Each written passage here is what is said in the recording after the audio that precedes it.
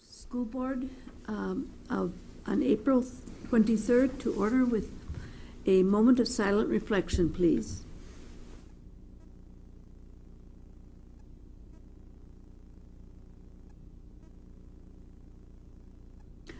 Mrs. Galante, would you call the roll, please? Mrs. Fee? Here. Mr. DeRose? He is excused. Mr. Croner? Here. Mr. Meyer? Here. Mrs. Muehlfeld? Here. Mrs. Randall? Here. Mrs. Weber? Here. At this time, I'd like to introduce any public comment on a non-agenda item. If anyone wishes to speak to a non-agenda item, would they please come to the microphone and give your name and address? Seeing none, is there any member of the board that would like to have an item on the consent agenda? Excuse me, I have to read one article before I do that. Members of the Wauwatosa School Board value the input of students, parents, staff members, and community members. The board regularly, the board's regularly scheduled meetings provide an opportunity for opinions and concerns to be expressed publicly. The board values all comments and will respectfully consider this input in decision-making. The board requests that individuals limit their comments on each item to 3 minutes. Following any comment an individual board member may respond to on the agenda raised. However, it is not the intent of the public comment portion of the agenda for the board to enter into a debate with a member or members of the community. Because non-agenda items are not publicly posted in advance, no action will be taken on public comment regarding non-agenda items this evening. At this point, is there any board member that would like to have an item on the consent agenda pulled for separate discussion or action? Yeah, Mrs. Randall? Do you have a clarification? I had asked Dr. Earl a question during the day, so I think he's had a clarification on that. Under Human Resources, where it says it is recommended the school board approve the issuance of final notices of non-renewal, that should read preliminary notices of non-renewal, not final. That's it? Yep. Thank you. Board members, any other comment or question? Okay, if not, is there any public comment on an item on the consent agenda? Seeing none, may I have a motion to approve the consent agenda? So moved. Mrs. Fee? Second.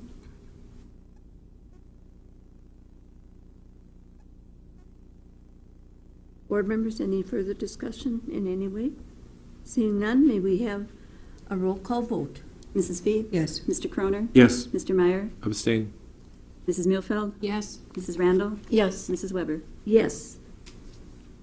Mr. Meyer, would you please read the first recognition? Yes. East High School honored 102 student achievers at the 19th Annual Achievers Breakfast in March. Second-year recipients included 3 sophomores, 2 juniors, and 4 seniors. 2 juniors and 1 senior were third-year recipients. The breakfast saluted those students who have shown marked improvement during their school career and honored them not for what they have achieved, but rather how they have achieved it. Students receiving awards were given commemorative programs and pins or certificates of achievement. 2 students from Wauwatosa East High School won awards for their artwork in the Scholastic Art and Writing Awards National Competition. Founded in 1923, the Scholastic Art and Writing Awards are awarded by the Alliance for Young Artists and Writers and is the longest-running, most prestigious recognition program for creative teenagers in the United States. The awards recognize student achievement in the visual arts and creative writing. Senior Zora Martin won a Gold Key Award for her silver bracelet, and Bryant Kimball Bierzak won a Silver Key Award for his painting. Gold Key Awards are given to students whose work demonstrates the highest levels of originality, technique, and personal vision. Gold Key artwork is forwarded to New York for national adjudication. Students from Longfellow Middle School and Lincoln Elementary School competed in the Wisconsin Future Problem-Solving Program 30th Annual State Bowl from April 19th to the 21st. More than 300 4th through 12th graders from around the state participated in the Global Issues Problem-Solving component. Working in teams of 4 or as individuals, students analyzed challenges and developed solution ideas for a situation set in a fictional future and related to the global topic of trade barriers. Longfellow Middle School students were Molly Albinger, Maureen Coffey, Matt Doberstein, Janet Fee, Abby Gifford, Emma Hudson Merritt, Ian Schmidt-Ernst, Brody Spoler, and Mave Williams. Lincoln Elementary School students are Frank Lee, Emma Gifford, Nina Gordon, Emma Hermson, Natalie Mathai, Lizzie Moe, Katie Scallon, Judy Schmidt, Allie Stephan, and Emma Thiessen. The student's coach is Dr. Renee McCudden, Lincoln 5th grade teacher. Global Issues Problem Solving, a component of the Future Problem Solving Program International, is a year-long educational program in which students learn a 6-step problem-solving process and apply it to future situations in the 3 practice topics they have researched. The Future Problem Solving Program International is global in scope, involving over 200,000 students from more than 45 states, 2 Canadian provinces, and 5 foreign countries. In Wisconsin, more than 150 teams from 25 school districts participated in this challenging program during the school year. Jenny Keats, Underwood Elementary Principal, was recognized by the Civic Music Association of Milwaukee, CMA, as Outstanding Educational Administrator of the Year.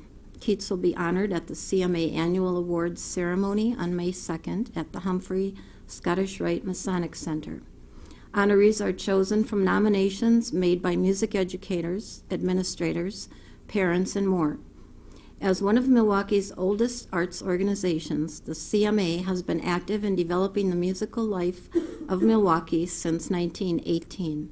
The CMA's mission is to honor educational administrators who have shown outstanding support for music education and teachers of music.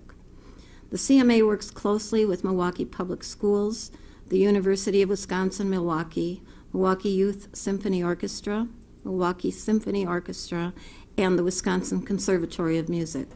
CMA award recipients will also be honored by the Milwaukee Symphony Orchestra at the Salute to Education Night concert on June 2nd at the Marcus Center for the Performing Arts. The Suburban Women's Club of Wauwatosa awarded 4 scholarships totaling $3,200 to 4 Wauwatosa School District teachers. Each scholarship is in the amount of $800, 1 from the Charlotte Staub Memorial Scholarship and 3 from the Founders and Members Fund. Recipients are Stacy Braun, Underwood Elementary School, social worker, K-12 diversity and equity advocate, Carolyn Curley, Roosevelt Elementary School, grade 3, Linda Landis, Lincoln Elementary School and senior kindergarten, Christopher Lazarski, West High School, and social studies. The awards will be presented at the Suburban Women's Club of Wauwatosa's May meeting. Teams from 5 schools in the Wauwatosa School District competed in the Destination Imagination activity held March 24th. All teams placing first or second advanced to the state competition on April 14th.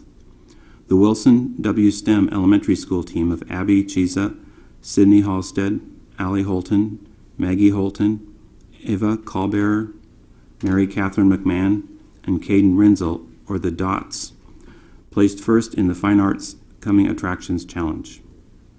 Teams from Longfellow Middle School placed first and second in their challenges. The Pet People took first place in the Project Outreach Challenge with Christina Drawley, Anna Felton, Emma Kessler, Evan Knaus, and Carmen Prantill. The Genius Super Llamas took second place in the Structural Challenge with Elizabeth Beckers, Jacob Sincata, Emily Rapetti, Adam Schell, and Matthew St. Amour. The Clerks of Sing and Mart took second place in the Improv Challenge with Sarah Jensen, Sinjin Kimball Biersock, Caitlin Lassard, Liam McMahon, Ben Renzel, and Louisa Zabrowski. The East High School team of Alonzo Garza, Margaret Smith, Megan Jensen, Nora Grade, and Wes Zabrowski placed second in the Improv Challenge. At the state competition, Longfellow's team Project Outreach, the World Canvas Community Service, placed second out of 8 teams and is advancing to the global competition, which will be held in Knoxville, Tennessee on May 23rd through the 26th. A high school team which included 5 Wauwatosa East students, Maggie Elliott, Evan Patton, Alex Groth, Ross Janis, Julia Armstrong, competed in High School Team Challenge E, Hold It, Structural Problem.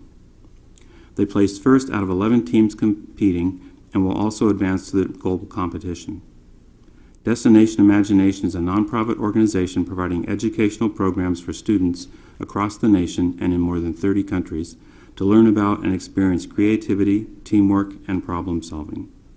The after-school activity gives students an opportunity to work in teams, solving mind-bending challenges and presenting their solutions at tournaments. Thank you. I'd like to commend each one of the young people who have, again, done some excellent work. It's always so rewarding to recognize these young people. I'd also like to pay special tribute to Jenny Keats for her work with her award from the Civic Music Association. I know she's highly respected because I've heard from some of her peers here in the district.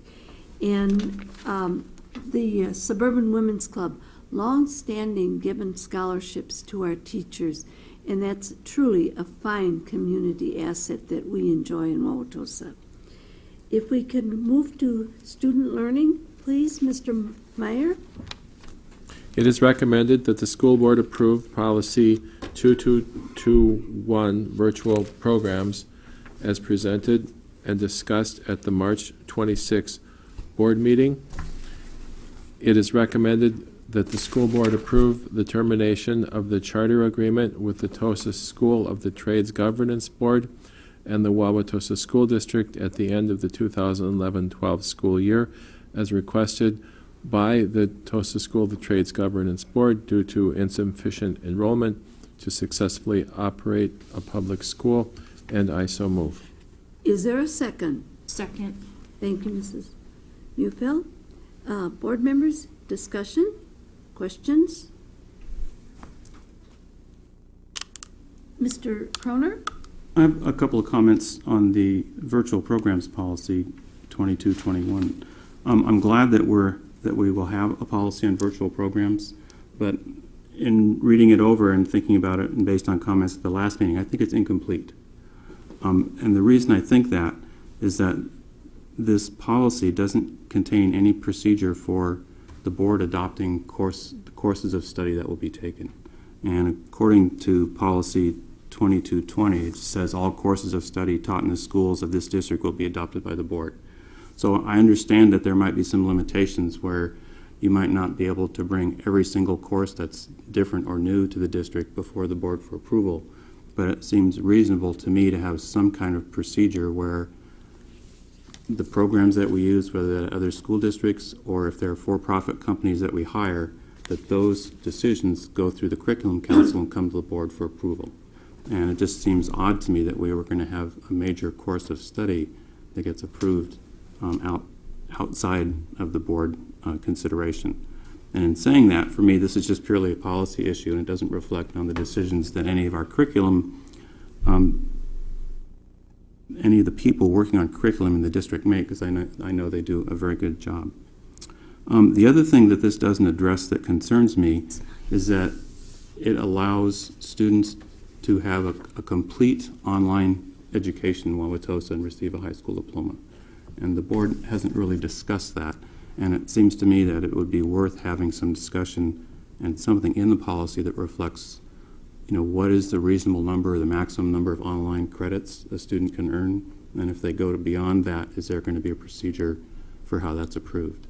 It just seems kind of odd to me to have a policy where one year we could have 5 students can take a complete online curriculum, and the next year it could be 30, could be 20 the year after that, and they could take their entire Wauwatosa curriculum online through a company that we've hired, and they would not have actually taken a Wauwatosa course. So those are a couple of issues I think could be addressed in the policies, but overall I support having a policy since it adds to something that we did not have in the past.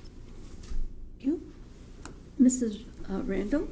I would just like to comment on the trades charter, the solution.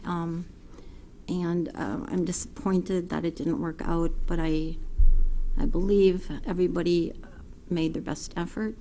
I know there were really earnest attempts to enroll students.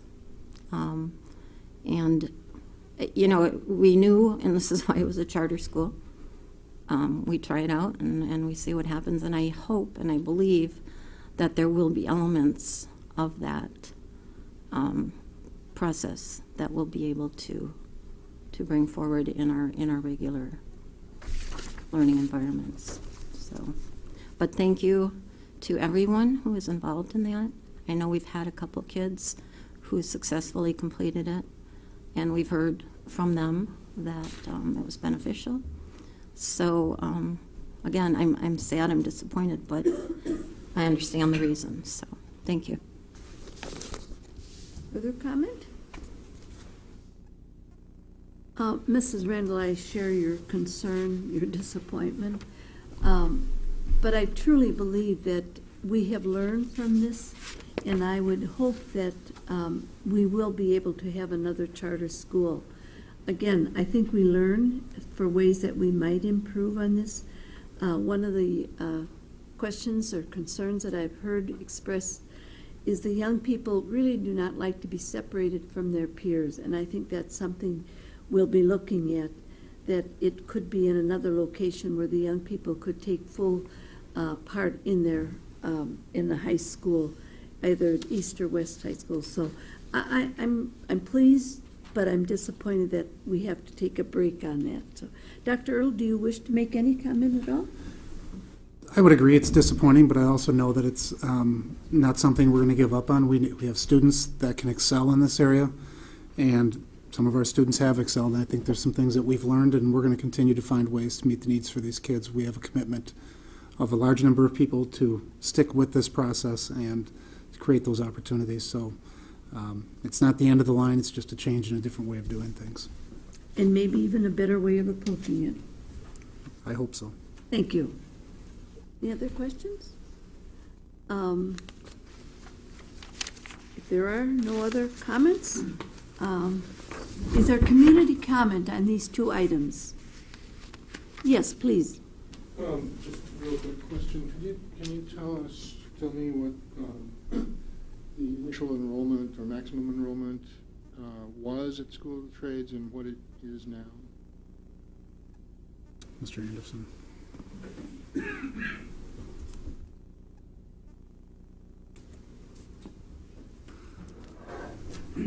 At its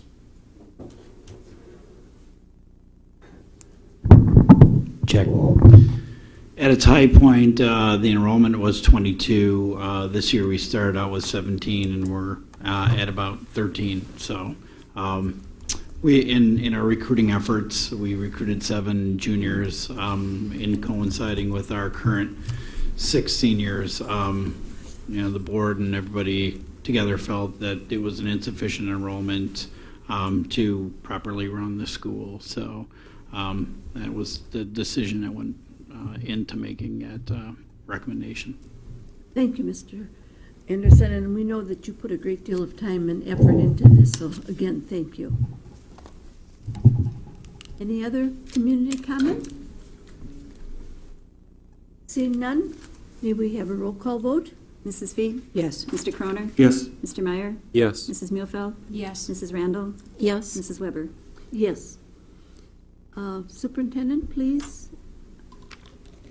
It is recommended that the school board approve the addition of 6th grade for the Wauwatosa Montessori School for the 2012-13 school year as presented and discussed at the March 26th board meeting. It is further recommended that the school board approve the individual teacher contract form as discussed at the special meeting on April 16th, and I so move. Is there a second? Second? Thank you. Board members, Mr. Meyer? Mrs. Weber, may we please have separate vote on these two items? Surely. Thank you. Okay, is that agreeable with the board? Thank you.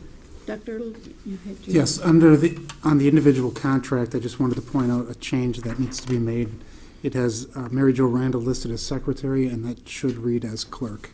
That was discussed previously, but it was not put on the form that was presented for approval. So that will be changed. Okay. Board members, any further comment or question? Can we take that,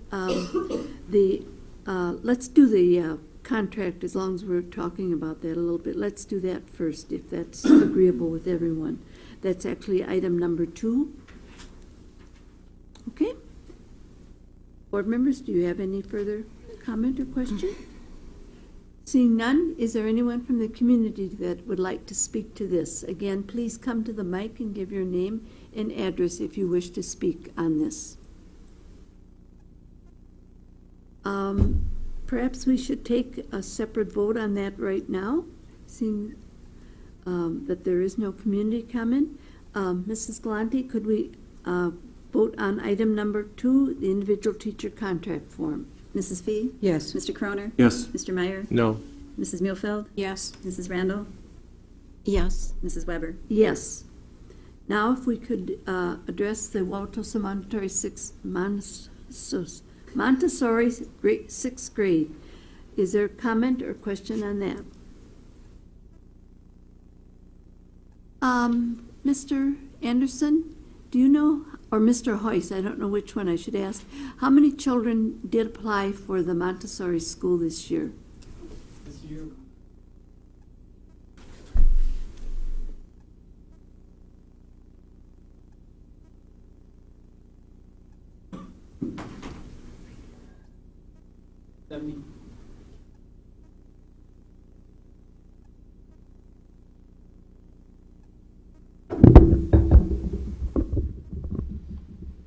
Sorry. We had 70 applicants this year. And that's for the total school. Correct. And how many, do you know how many for the 6th grade? We had none for the 6th grade since it wasn't an offering, and what we had discussed was that for the first year we'd roll up our current 5th graders and have 6th grade available for our current 5th graders, which are 2 right now. And then the following year, since we currently have 10 4th graders, they would be the first class of the 6th grade for the Montessori. Could the 6th grade have additional enrollees? Could that, if someone moves into the community, for instance, and wishes to, or from Milwaukee could apply? Or are the applications closed at this time? What we've done in the past and what we could be doing this year as well is have supplemental application periods in the summer. What we'd have to discuss is the fact that to do Montessori for 1 year prior to moving on, I think we'd like to have a situation, as you had alluded to, if you had someone move in who has considerable Montessori experience and were new to the community and wanted to sustain that Montessori experience, even if they knew if it was just for 1 year, that could certainly be a possibility. But given Montessori is sort of predicated on what happens years before that, to just have a standalone one year Montessori year would be, I guess we'd have to have some discussions with the family about what the goal of something like that would be. But if they've come from a Montessori school, it would be easier to move into our 6th grade Montessori. Is that correct? Yes, I'd say that would be an assumption to make. Okay. And you had a lottery. Do you know how many students were in that lottery that you were able to accept? What we did for the lottery was we knew we would have 13 spots at the junior kindergarten level, and then I believe between the upper and lower elementary levels, there were 4 additional spots that we know of at this point that we have room. And if a student, for some reason, is not able to continue, can you draw in then those who are on a waiting list or invite them to become a part of it? Or is it? In terms of mid-year or in terms of just, For instance, in midsummer or the beginning of the school year, if they. we did that this year already, yes. So if we got late notice on probably 2 families that had originally agreed to attend, and when they couldn't, in August and even the first week of September, we just went down the wait list and contacted additional families who had expressed interest, who had applied. Is that what you're getting at? Mm-hmm. Okay. I had received a very complimentary call today about the Montessori school. They're new, both their 2 children, and they are new to the school. So they were real excited about it and happy that Wauwatosa is doing this. So thank you for your efforts. Thank you. And to Dr. Earl for planting the seeds for this school for our district. Is there any? Yes, Mary Jo. I'm sorry, Mr. Oyes, I think I'm confused. How many 6th graders will be enrolled in the program in the fall? It depends on whether the 2 current families accept the spots or not. They know it's an option. I believe both families are also looking at middle school STEM and one of the middle schools as well, the traditional program. So they haven't committed yet one way or another if they'll be continuing on, but. So are you saying that's the only interest you have, is the 2 present 5th grade students, families? Right now, yes, because based on the fact that we're having the vote tonight, we really couldn't promote that we'll have a 6th grade. I do know that in terms of future interest is pretty considerable for our current families about having the 6th grade here. And as I said at the other meeting, to kind of keep the integrity of the 3-year cycles for the lower elementary and the upper elementary. So had you considered this proposal for the 13-14 year instead of the 12-13 year? Because that would be the kids that are currently the larger group in 4th grade, right? Right.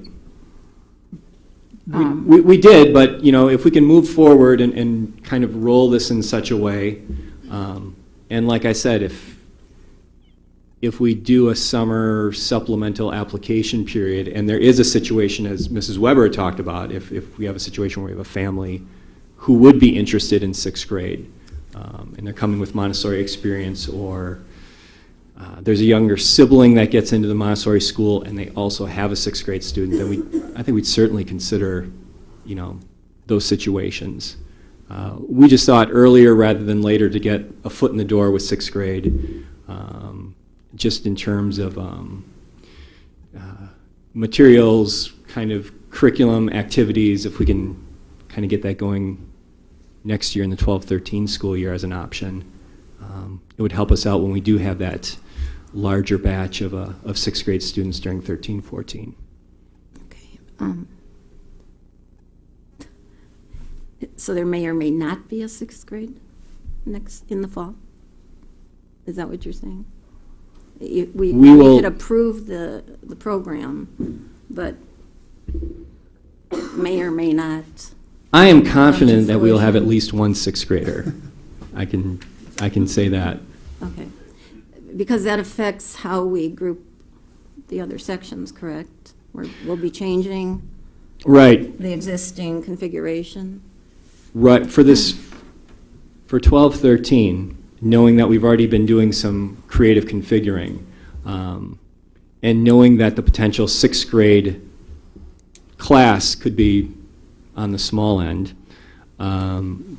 we're certain that the upper elementary classroom is prepared to have 3rd, 4th, 5th, and then 6th as their multi-age for 12-13. Okay, so that doesn't change the current younger 2 levels? No. But ultimately, Ultimately, we want it will. to do that. Right. Okay. Okay, Mr. Croner? thank you.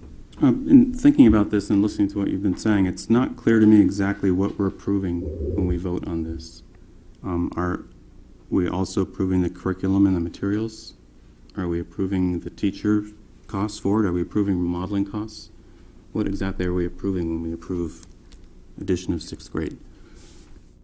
You're approving the additional, the possibility of 2 students or several students, but it would begin the work of having 6th grade students in the school. So you're approving the additional, similar to what you approved last year when you approved it through 5th grade. This is just a simple addition to the 5th grade. It's adding 6th grade. But you're not approving renovations or anything like that. It's the grade configuration. Thank you. Any further questions or comments? Is there any community comment?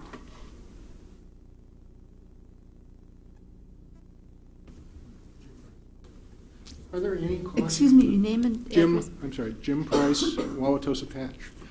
Are there any costs associated with adding 6th grade, even if there's only 1 or 2 students? Many of the materials and things in the classroom for that age level are able to be utilized by a potential 6th grader as well, given his multi-age. So I'd see it as pretty minimal. Obviously, the teacher stays the same. It's Basically another grade level, but it's still in the same classroom. Right. Thanks, Jim. Mrs. Galante, roll call, please. May I Oh, follow up? Surely. Thank you, sorry. I'm still a little concerned about one of the bases for introducing this was to get to the true Montessori model at the lower levels. And we can't go ahead with that, right? Unless we know we have a 6th grade.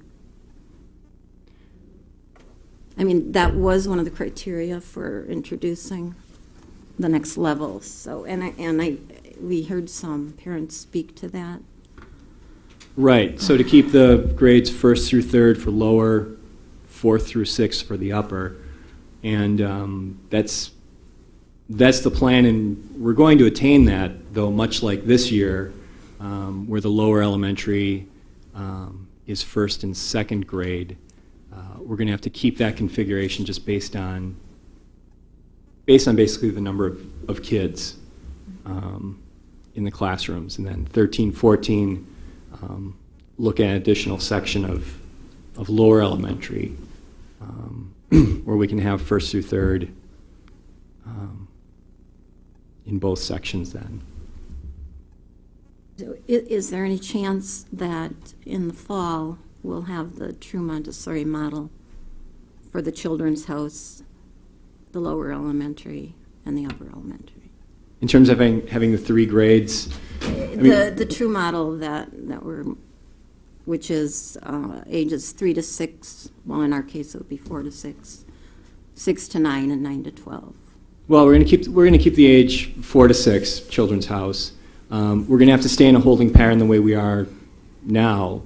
And some of it is the fact of if we wanted to make that shift, we'd be looking at potentially having an influx of older students who'd only be in the school potentially 1 year at the 6th grade level if we could attract any just to do 1 year. I mean, it's, as the teachers and I have discussed, we know where we need to go, and the teachers are pretty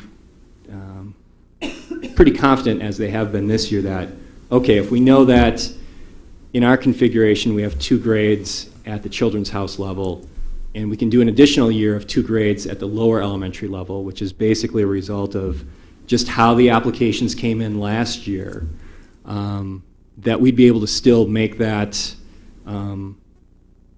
work until we get to the point where we do have pretty even numbers at each age level, so that we can sustain the 3 grades at the lower and the 3 grades at the upper. What's the benefit to doing this now as opposed to this time next year?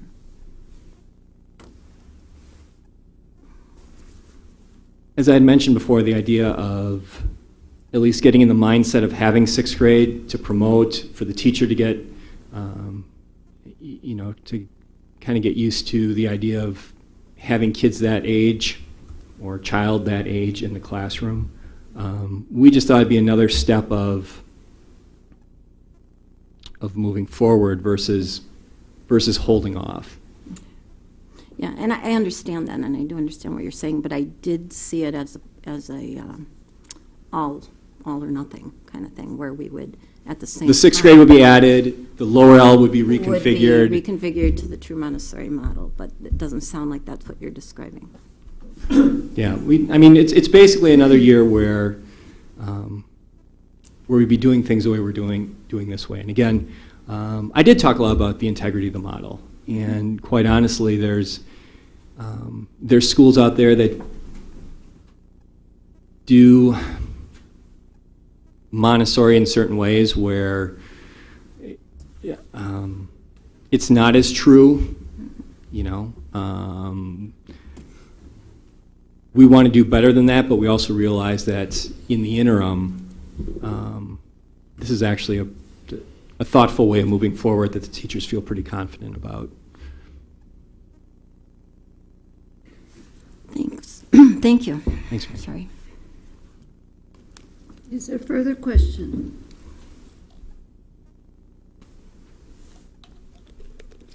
Seeing none, we still need to have community comment on the Montessori school. Is there anyone who wishes to speak to this from the community?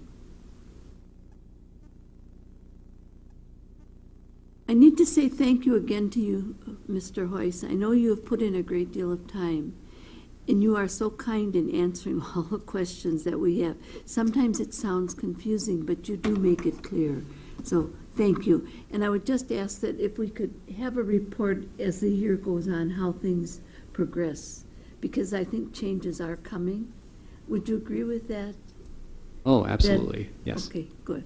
Thank you. Roll call vote, please. Mrs. Fee? Yes. Mr. Croner? Yes. Mr. Meyer? Yes. Mrs. Muehlfeld? Yes. Mrs. Randall? Yes. Mrs. Weber? Yes. Now, Dr. Earl? Thank you. The report that or the presentation report that I have in front of you regarding school start times stems from a number of years back where we've had some concerns throughout the community with student safety. One of the things that we addressed is the issue that we have 3 schools right on Center Street that are all within 5 minutes of starting and ending, and actually we had an accident in the parking lot today by a West student backed into an Eisenhower parent. So we hope to alleviate some of that with our start times and how we looked at it. Also, you look at our start and end times throughout the district and all of our elementary schools, and they're kind of scattered, and they start at 8:18, 8:13, 8:08, 8:03, and just trying to bring some standardization to the times, which will also help with our scheduling for our teachers and for collaboration as well with our teachers. But the recommendation, it's actually a revised recommendation from what was originally sent out to parents and to the community, and we got a lot of feedback on, and mainly the concern that I addressed by changing the revised proposal was people didn't like the high school starting 20 minutes earlier. So we were able to still meet all the criteria we were looking to by having the time spread out, by moving everything forward 20 minutes, where the high schools will start at 8 o'clock, the middle schools at 8:10, and the elementary schools all at 8:20. And that's really, it's rather a simple proposal, and I guess I appreciate all the feedback that we did get, because it did help to guide the revised proposal, and I think it's a positive change. Actually, there's only one school that has, I don't know if I would call it a significant change, and that's Eisenhower Elementary, is going from 8:03 to 8:20 start. That's the largest variance of any of the changes. So it's not a big change for most of the schools, but it does bring some coordination to our school schedule. Does this not help somewhat at Lincoln East?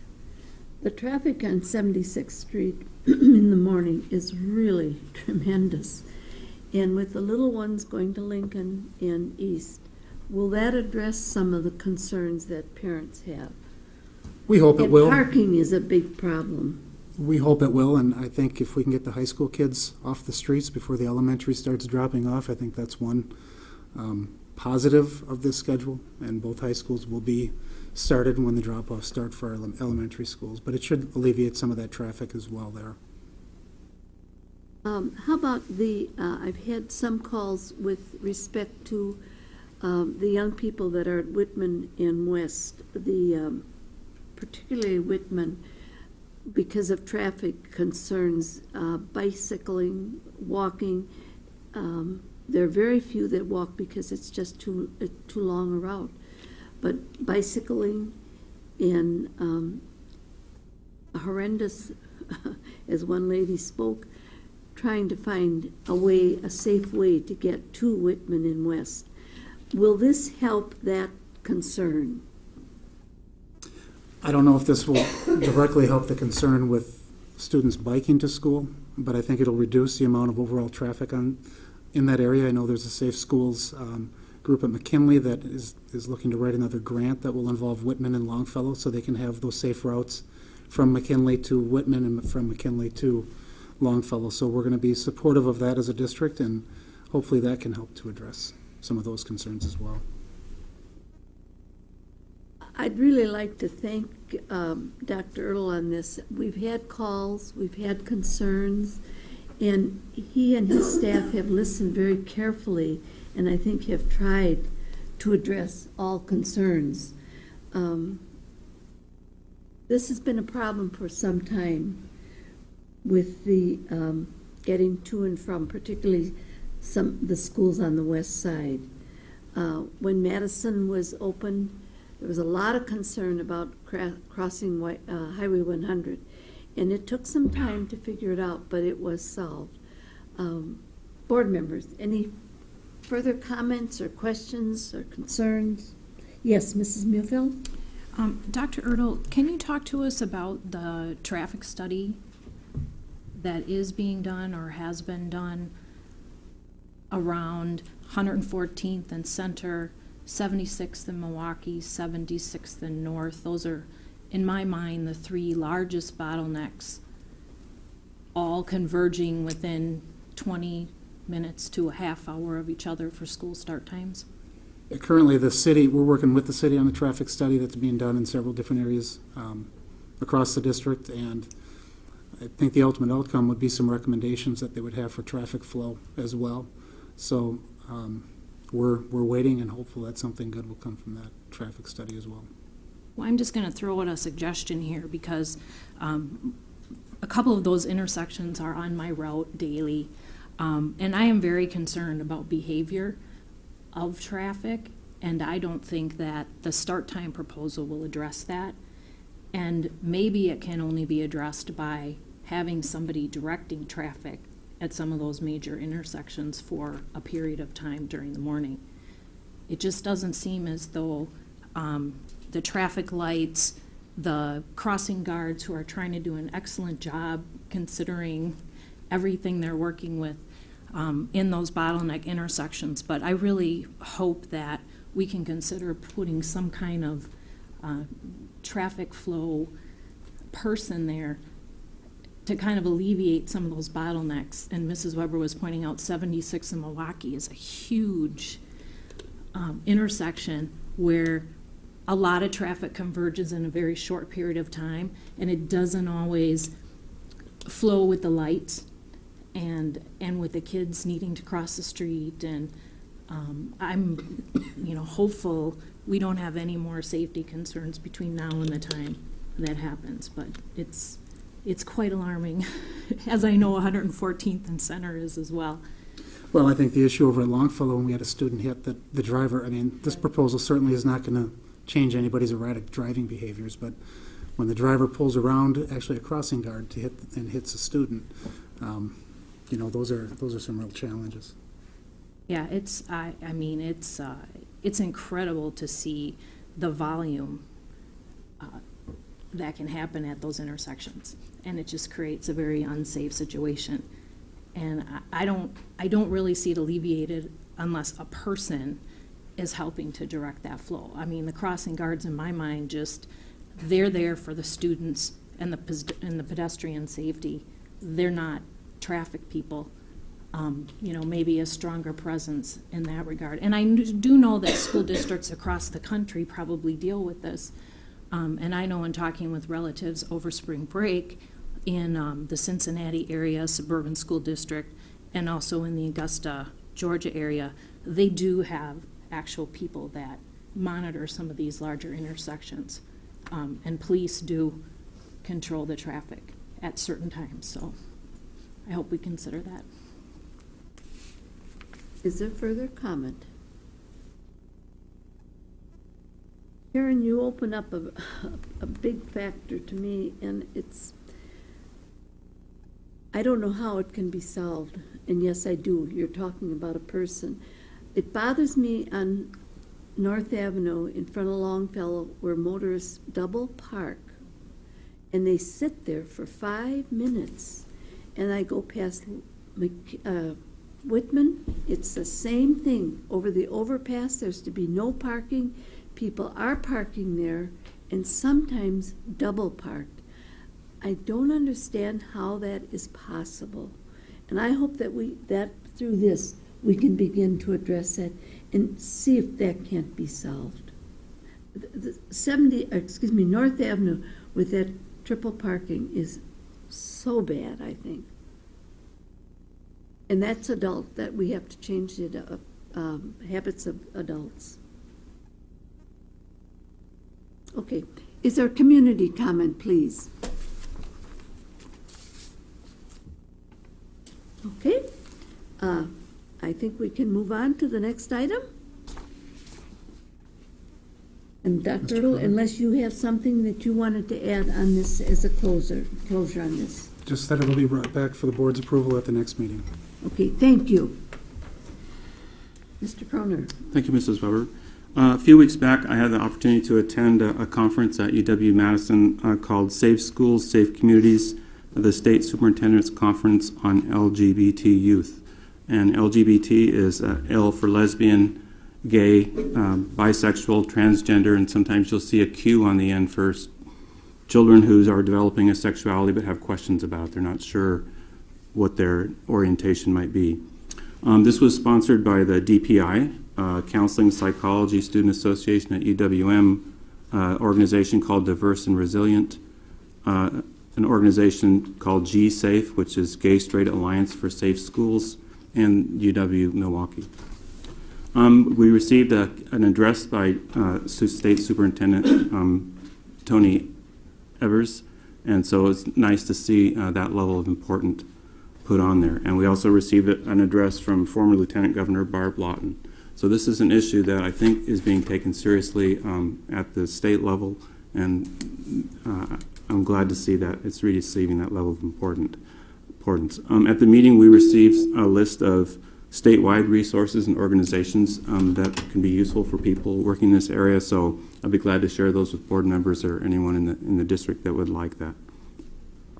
I just want to highlight a few things that impressed me about the conference. The keynote speaker was Dr. Dorothy Espelage, and she's a professor of child development at the University of Illinois. And she's an internationally known researcher on anti-bullying programs. And in her CV, it said that she wrote a 2011 White House brief on the bullying among LGBTQ youth and attended the White House conference on that topic. And interestingly, it's common for her to be in Wisconsin because she's using Dane County as one of her counties for her research, where she does surveys and sampling on bullying programs and issues related to that. Some of the things that she said that were interesting were that bullying itself has not increased, but what she's finding is that the bullying is starting to occur at younger and younger ages. For example, she found that homophobia is emerging as early as 3rd grade. And she says this is significant because general bullying generally involve using words about sexuality, you're so gay, things like that, and that it's important to address those kinds of issues if you're going to address bullying, because that starting off with words like that generally leads to more severe bullying in general. The other thing that impressed me that I hadn't thought much about, she stressed the importance of addressing gender issues beginning in elementary school, and that there are children who, as in the elementary grades, that have a pretty clear idea of what their sexual identity is, and it might not match their physical self. And this can create problems among students in school, lining up, going to bathrooms, things along those lines. So it was interesting to me that that's an issue that teachers at least be made aware of and have some idea or training on how to deal with if it comes up. And I know that we recently modified our health education policy where we're going to introduce age-appropriate gender issues throughout the district. And so I hope that that's something that will fall within that area when we modify that curriculum. Another thing is that LGBT issues are really important for the middle school age, that there's an LGBT risk profile that includes depression, anxiety, delinquency, aggression, poor school performance, and the like.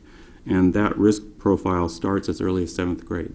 Okay, so if we're educating all the students in our district, it's important to be aware of students that might have issues related to their sexual orientation so that we can address that, give them a place to go, people to talk to, so that their school experience is as positive as it can be. The good news is that the majority of LGBT youth are not at risk for all of these things, but there's a much higher percentage of LGBT youth that are at risk for, attempted suicides, delinquency, poor performance in school than other students. So it is a population that needs to be focused on. The other thing she said that was really, I thought, important, that there is an increased emphasis throughout the country on addressing bullying, and many districts are purchasing commercial anti-bullying programs. And in her view, many of these were good programs, but deficient in the areas that might address gender issues. And so she thinks that they should be supplemented with material that includes bias-based discussions. So there are many good programs out there, but she thinks additional materials need to be added so that you address gender issues in a more complete way. Because in her view, if you don't address gender issues, then you're not addressing one of the root causes of just bullying in general. And so just to conclude on that section, I would highly recommend that the district consider bringing her in, since she's so close by, to either talk to all the teachers, maybe at an in-service, or maybe even consult on our revising of our health curriculum to see what it is that we need to include based on her research to really address the problems that we're trying to solve. After the main speakers, there were a variety of breakout sessions. There were parents of LGBTQ youth having a discussion panel about what parents face and how they might deal with these issues.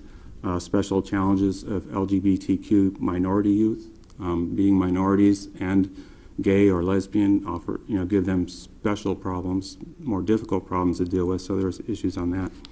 There was a section on the history of legal protection of LGBT youth in Wisconsin. And there was a section that I didn't get to go to, which I mentioned before, was what role does gender play in the classroom? And that was a discussion on understanding and solutions to dealing with gender issues in elementary schools. So again, just something that we need to be aware of. The breakout session that I went to that I really enjoyed was called "And I Support the IMMS GSA, How We Started Middle School GSA." And this was run by David Whitty, who was a principal at Indian Mound Middle School in McFarland, and Abigail Sweats, who used to work at that school but is now an 8th grade teacher and GSA advisor at Madison O'Keefe Middle School. And GSA stands for Gay Straight Alliance Student Club, and it's a club that's not just for gay students, it's for anyone. So anyone that wants to talk about those issues, or anyone that wants to join and have other people to talk to are free to join. And what was most interesting about this is they tried to start a club the way they start most clubs at middle school, and it was a big failure. And what they did instead was they launched the GSA by filming their own public service announcement, essentially, with school and district staff. The reason they did this is that the teachers themselves weren't quite sure how to talk to the students about this or introduce it.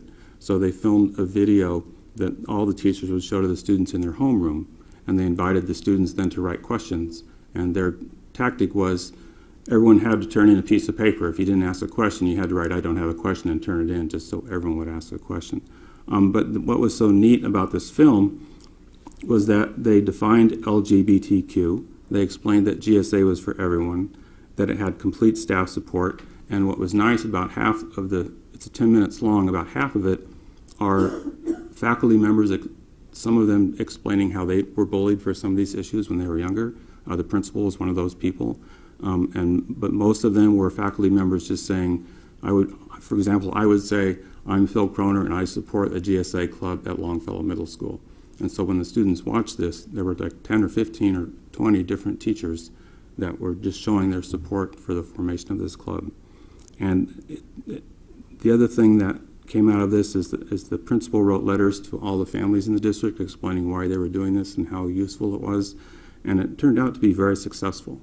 This last Friday, there's a Day of Silence, which is a yearly event where students that support LGBTQ issues take a vow of silence for the day, and other people can wear stickers of support even though they're not silent. At this middle school, 6 weeks after they launched this club, 3/4 of the students participated in this Day of Silence. So I think that was a pretty amazing show of support. For board members, I made copies of the video that he showed, and that's what the IMMS GSA disc is that I gave you, and I urge you to look at it just to see what it looks like when a principal and a faculty support an organization like this and how it can be done. I have to give a lot of credit to David Whitty because he gave me a copy of the video to show and volunteered any help he could give us if we wanted to move in this direction in our district. I also gave board members a handout that are copies of the letters that he sent out to the families in the district just to show how administration can support this kind of thing. And the first page of the handout are just the most common questions that the students in the middle school asked about LGBTQ issues and the answers that the staff provided to the students just to help them understand the issues they had questions about. So that was just for your information to see how this could be developed. As far as in Wauwatosa, I think we've been making progress in this area, and I'm pleased about that. We have active GSA clubs in both of the high schools. As I mentioned, we changed board policy to include discussion of gender issues in the health curriculum. A couple of the students in the GSA club at Tosa East approached me last fall about the possibility of creating gender-neutral bathrooms in the high schools, and I mentioned that to Dr. Earl, and I think that's under consideration. So that's a positive thing, and that's something I think we might also consider exploring in the middle schools.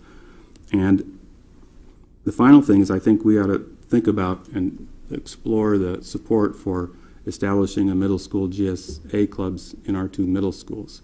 You don't just suddenly decide you have a gender issue when you're in 9th grade, right? And so these things are developing in the kids that are much younger. I think approached the right way, they're very ready for that kind of club and discussion within the school, and I think it would be a very positive thing. So again, it was a very interesting meeting. About 300 people attended. The ballroom was really full. There were a lot of good ideas, and I think I received a good education and received some good information from that. Thank you, Mr. Croner. Board members, any questions of Mr. Croner? Yes, Mrs. Randall? Just thank you very much for attending and for the report. I agree, this is very important, and I know we're reaching these kids or providing opportunities in a couple different ways, but I think Mr. Croner's point is well taken that, and I know that's going to be part of Mr. Anderson's charge as a result of the advisory committee, but to make sure that we kind of pull this together so that, they don't have to just know that Mrs. Foley is an advisor at East High School. And the charge from the committee and the teachers on the committee. And it's interesting when you talked about teachers not knowing how to talk about it, because there was a lot of discussion about that on our committee. Teachers that were on it and who knew of other teachers, that were uncomfortable. So that's a big responsibility that the advisory committee handed off to Mr. Anderson and Mrs. Ehrenberger. And I know on our diversity committee, Stacy Braun, I believe, attended the same conference. So there's some discussion there about it, but I think we should really think about pulling this all together, all of these pieces, and somehow making sure kids have a way to get the information they need. Further comment or question? Seeing none, is there anyone in the community that would like to speak to this? Mary Pat Foley. I'm a resident, but I'm also a school counselor at Wauwatosa East and the advisor of the GSA at Wauwatosa East. It is our 11th year since we have been in existence. It started very small. This year we meet every Monday. We have over 20 kids that come every Monday and do not want to miss GSA. Last year, we allowed some middle school students to come down because there was such an interest, and I think there is continued interest. We had to make a decision not to allow the middle school kids to come because there was a couple of conferences we go to, and they wanted to go as much as the high school students. But I'm here to tell you that that middle school component is almost as vital as having the high school program, because they're going through that developmental stage of even identifying who do you like, who do you dislike, and they're really struggling with that identity. Identity and orientation are two different things, and you will learn as you work with these kids more and more. We have now a prominent group of transgender kids in our school who identify as the other sex other than their birth sex, and we're discovering things like participating in sports has become a difficult thing for maybe an athlete who is born one sex but identifies the other, and what sports team. The gender neutral bathroom would be awesome in our building. We have kids that are gay that aren't part of our club, but they coexist. And yes, we did have our day of silence last Friday, and we talked about it tonight, that it's almost anticlimactic because it's not as radical anymore as it used to be, and we had easily half the school participating in support. We make our own t-shirts and wear the stickers. And our staff, in tribute to former principal Mr. Stroud, who was around when we started, and Mr. Hughes, I think our school is just a very warm, accepting, it's an easy environment for kids who are LGBTQ. And our staff, it's taken time, we go slow, but we do offer every year safe stickers the teachers can display in their classrooms. At least that identifies a safe person to talk to. We generally have some kind of discussion every year at a faculty meeting to let kids know, or I'll put out an email to teachers, you know, what might be going on. But again, I am urging, and I hope anyone who hears this from the middle school, it doesn't have to be a school counselor that's the advisor. There will be somebody in that building who would help coordinate. But the interest is there, the demand is there, and middle school is vitally, vitally needed. Thank you. Any questions? I would like to pose a question to both you and Mr. Kroner. How about contact with parents? That's a really awesome thing, Lois. We've talked about having a parent component, because that's often, even something like having your picture in the yearbook, some kids may not still want to have their picture as the club picture because they assume mom and dad don't know. So I think that might be the next step, maybe to have a parent support group, or a couple times a year, anybody of, if a student had the opportunity to invite their parent to a larger group, it might be more comfortable. I have met individually with kids and their parents, you know, to talk about issues, but maybe it would be a good idea to do that. Do you know of any schools that do have that, a parent group, a session for parents, or someone they can go to within the school? Many parents, once their kids have, and they're very comfortable in supporting, have been involved in PFLAG. It's a parent organization for kids of LGBTQ kids. I don't know of any schools, really, as often as I've gone to conferences, about having a parent support group or a listening time or anything. I don't really think I can say I've heard of that, no. I think that's a wonderful thing to organize. It might be a little tricky at the high school level because many children don't talk to their parents about this maybe till they're older.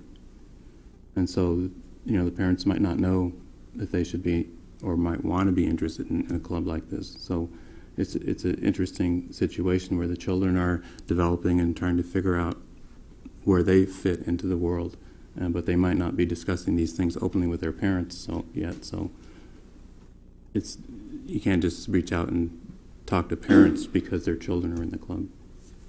The kids are almost, and even middle school, it might be hard to have it be a club. It may have to be kind of a support group that might meet during the day just for that reason, to make it feel comfortable to begin with. That's how we did start off, truly. It was through guidance that we kind of ran a support group, and it grew beyond that. It still is somewhat of a support group, but to be out there, we've gone gradual. We were in the homecoming parade for the very first time this year as an organization, and that was another big step to be out in the community. But I think we're doing it in the right manner. And like you said, Mr. Kroner, to just throw it out there like the first time that GSA at the middle school tried to put it together, that's kind of not going to, I think, catch on. It's got to go really gradual and kind of slow. I think the reason it was so successful at Indian Mountain Middle School is because Mr. Whitty got the entire staff to be involved, and the staff created the video that they showed to the students. So every student in the school knew that the entire staff supported this project, and so I think it reduced whatever stigma there might be with the club and just made it a more commonplace. So in creating a student group like this at the school, what goes hand in hand with that is completely changing the environment of the school so that it just becomes another club, and it's really nothing that people notice or are concerned about. Is there anyone else who wishes to speak to this? Board members? Yes, Mr. Meyer? It probably would be helpful for some kind of awareness opportunities for parents about, how to navigate through some of these things when, your daughter comes home and a guy's with her and she says, "Oh, don't worry, Dad, he's gay." And that's fine, but I don't know what to, there's certain practical questions that they assume you understand that it's okay, and about, sleepover rules and, changing with people in the room, and these are delicate questions, but as parents, we like to have figured this out before we get into the situation where we're expected to be good parents, and we haven't thought through some of these questions about, now, what are the etiquettes here with these things, and so these topics are not just, certainly the emphasis has to be on the people who are, having the questions for their personal lives, but for, the other 80 to 90%, we'd like to be a little wiser on these things as well. And so I believe it would be helpful if there was awareness in general for everyone to know what's the, how to work through this so that we don't do anything that's insensitive. And by the same token, that we know, where it's still okay to have certain kinds of limits with the kids as well. And it may sound peculiar, but I've been through it, and it's like, oh, I never thought I'd, the questions and the situations with kids, they have a way of becoming things you didn't anticipate. And we'd all like to do a better job as parents, I'm sure.